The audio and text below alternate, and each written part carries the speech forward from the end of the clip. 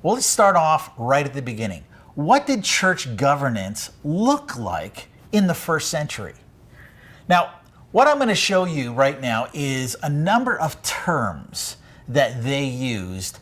And first I'm going to give you the term that they used actually in the original Greek, plus a literal translation of that word. And then I'm going to tell you what those people actually were, because it's not always going to be obvious. So first, there were these guys called the hierests. Now, that word literally means templeman. That's what that word means. So that was one of the first century religious offices. Then we have a presbyteros, which literally means somebody who's older than you. So it could be, if you're 7 and your older brother is 9, he would count as that. Or it could be someone who's an old man or somebody who has more experience than you.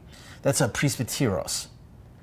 Then we have diakonos, which literally means a servant, somebody who does something. Now, they might be actually a slave, but not necessarily. It's anybody who's in a servant role. Then there's episkopos, which literally means foreman. So every single job site in any construction project would have an episkopos, someone who's the foreman. We also have methetes, is one of these terms, and it literally means apprentice, like an apprentice plumber or apprentice carpenter. That's what a methetes is. Now, let's take a look at what those people actually, what we would call them, or how we would understand those roles. So the templeman, I'll give you a hint, somebody who works at a temple, and this is what we would call an Old Testament priest. That's the name they had. Presbyteros, that's what we would call either, if you're in an older denomination, a priest, or a more modern denomination, a pastor. Now, the word presbyteros, I want to just point something out. Presbyteros and priest is just a shortened version of presbyteros. Just like if we looked at baptism, the Greek word is baptizo, we just shorten it to baptize.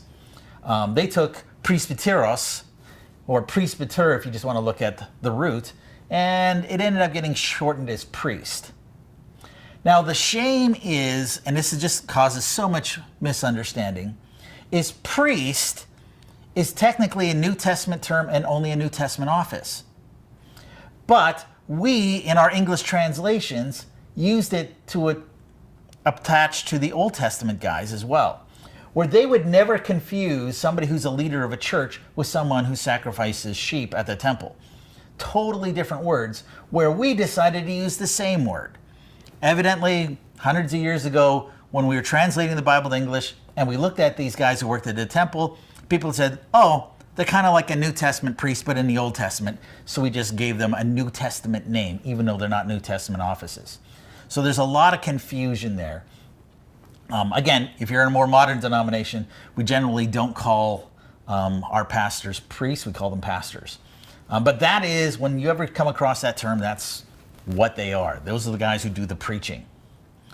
Diakonos, the servants, in the first century, this would be an intern or a member of the support staff. So a diakonos was either a priest in training or someone who was an administrative staff who worked for the bishop. So that's what they were. So they were support staff, or this is just a stage you went through on your way to becoming a full-fledged priest. Episkopos is what we would call a bishop or a superintendent or maybe an area minister, something like that. Those are the guys who were in charge in a region over all sort of the other pastoral staff. And then methetes, that's what we would call a disciple.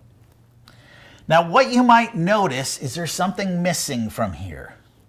And that's any lay committee of a butcher, baker, candlestick maker who forms a committee to be the pastor's boss.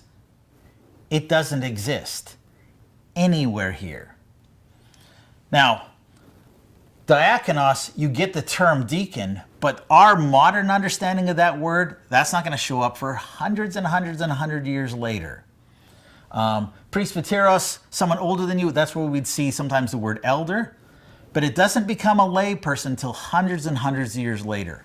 In the first century, and the second and the third and the fourth and the fifth and the sixth and the seventh and the eighth and the ninth and 10th, 11th, 12th, 13th, 14th, 15th, This is how the church fundamentally operated. There were no such thing as church boards.